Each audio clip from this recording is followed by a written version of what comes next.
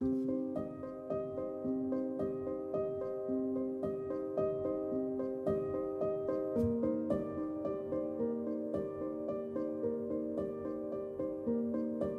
years ago, I had to sue the state of Florida for police brutality, and I ended up winning that case, and only because it was on video. I was shopping at Kmart, and I was feeling sick, so I sat on a cart, and this Caucasian man came over to me and told me, "You don't understand that these carts are not for standing, get up." So he went in the store and he came back with 3 big state troopers, and it was me and my ex-husband. One of the state troopers just automatically grabbed him by the neck, put him up in the air, started choking him.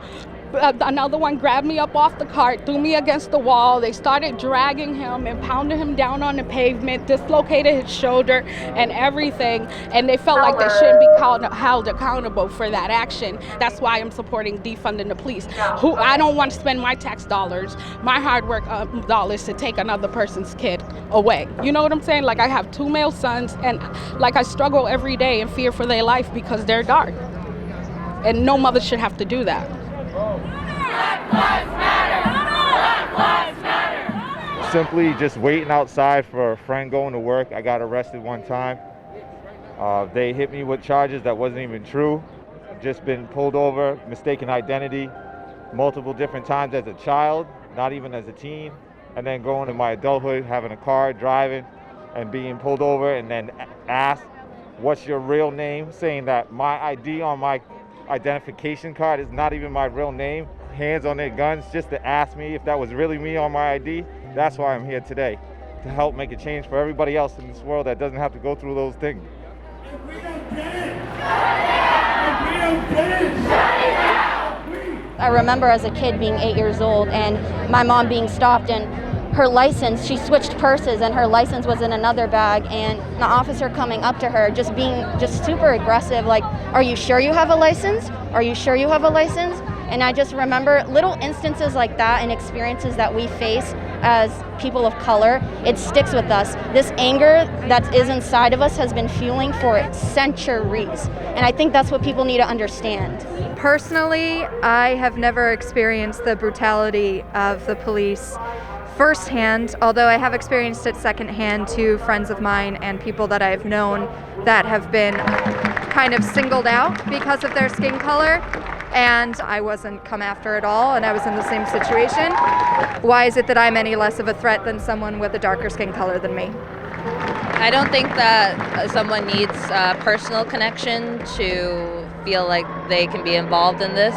Policing shouldn't mean brutality, it shouldn't mean violence, it should mean connection with the community. It says serve and protect, not serve and kill.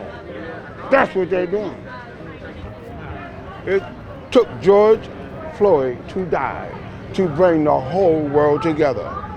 It takes longer to be a barber than a police officer. I know people who graduated the police academy in 5.5 months.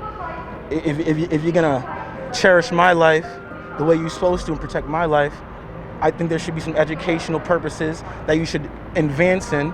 I'm not gonna say every cop's bad, definitely not, you know what I mean? But there shouldn't be any bad apples in that business, period.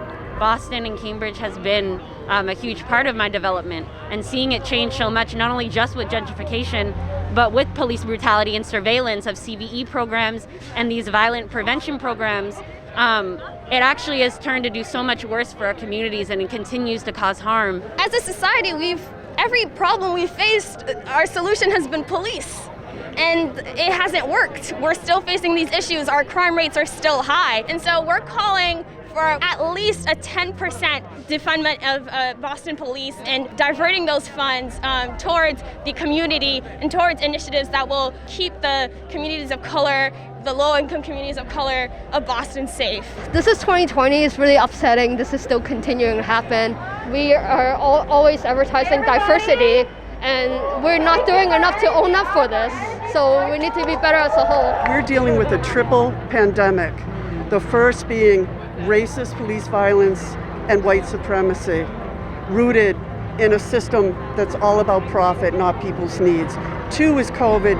3 is millions of unemployed people. That's where the struggle is moving. I think, to unite all of these issues. And when we unite and fight together, we can win. And if you're one of those people that's like, all lives matter, it's okay, all lives matter. But all lives don't matter until Black lives matter, because if all lives matter, I don't see white people on a day-to-day basis talk about my son never came home.